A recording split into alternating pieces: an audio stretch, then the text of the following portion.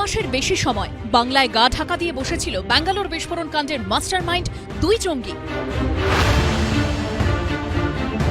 এজেন্সির চোখে ধুলো দিতে সন্দেহভাজন জঙ্গিরা শুধু একের পর এক ঠিকানাই বদলায়নি, মুড়ি মুড়কির মতো বদলেছে সিম কার্ডও। এখনো অবধি তদন্তে উঠে এসেছে 35টিরও বেশি সিম কার্ড ব্যবহার করেছিল দুই সন্দেহভাজন জঙ্গি। একাধিক জাল কার্ড ব্যবহার করে কেনা হয়েছিল গুচ্ছ গুচ্ছ সিম কার্ড। এমনই চাঞ্চল্যকর দাবি করা হয়েছে এনআইএ সূত্রে। এইখান থেকে আধার কার্ড, রেশন কার্ড করে বাংলাদেশ থেকে আসছে, এখানে ট্রেনিং নিচ্ছে বিভিন্ন জায়গায়, আর দিয়ে সারা ভারতবর্ষে ছড়িয়ে গিয়ে অ্যাক্টিভিটি করছে। বারবার এই চোর সরকারের জন্য বাঙালিকে বদনাম হতে হচ্ছে।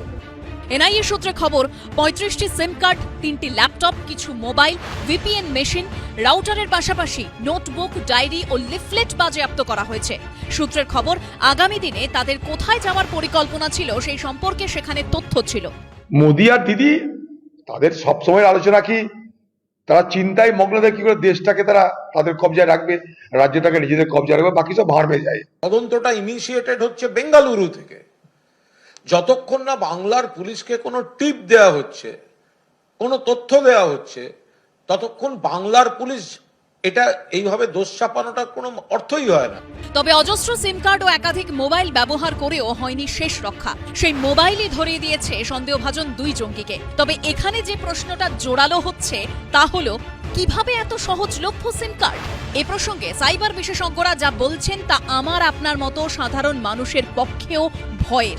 আপনি ধরুন আপনার আধার কার্ড এবং বিভিন্ন কেওয়াইসি দিয়ে একটা দোকানে একটা সিম তুলেছেন, আপনার কেওয়াইসি দিয়ে ইমিডিয়েটলি যদি আরো 5টা সিম তুলে নেয় এবং সেই 5টা সিম কিন্তু এরা বিক্রি করে দেয় বিভিন্ন ক্রিমিনাল যে সিন্ডিকেটগুলো আছে। এটার একটা সলিউশন কিন্তু আছে, ট্যাফকপ, TAFCOP।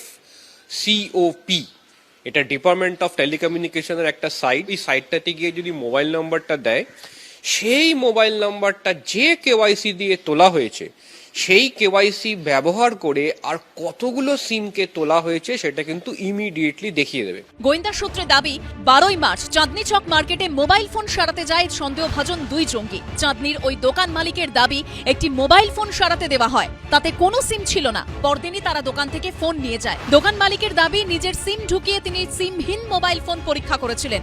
এর কিছুদিন পরেই তার দোকানে হাজির হয় এনআইএ। দোকান মালিক সহ দুজনের বয়ান রেকর্ড করে এজেন্সি। ছবি দেখানোয় অন্যতম অভিযুক্ত মুসাবির হোসেন সাজিবকে শনাক্ত করেছিলেন বলে দাবি করেছেন চাঁদনী চকের ওই দোকান মালিক। কলকাতা শহরের চাঁদনী মার্কেটের বিভিন্ন জায়গায় তারা ঘুরেছে। একই आया था?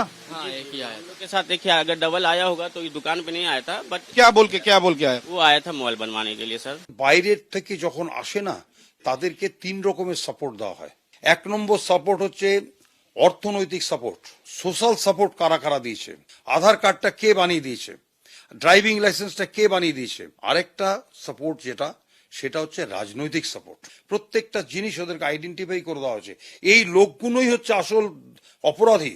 এনআইএ সূত্রে দাবি, 1 মার্চ রামেশ্বরম ক্যাফেতে বিস্ফোরণ কাণ্ডে অভিযুক্তরা 10টিরও বেশি মোবাইল নম্বর ব্যবহার করে। 4 রাজ্যে গা ঢাকা দিতে ব্যবহার করা হয় একাধিক জাল আধার কার্ড। ভুয়ো পরিচয়পত্রের সংখ্যাটা ঠিক কত, সেগুলি কোথায় কোথায় ব্যবহার করা হচ্ছে, সেটাই ভাবাচ্ছে তদন্তকারীদের।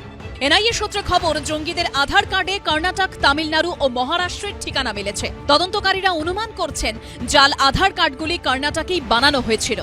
শনিবার ধৃতদের ব্যাঙ্গালোরের কোড়ামঙ্গলায় আদালতে তোলা হলে তাদের 10 দিনের এনআইএ হেফাজতের নির্দেশ দেন বিচারক। আবির দত্ত, সন্দীপ সরকার ও পার্থপ্রতিম ঘোষের রিপোর্ট, এবিপি আনন্দ।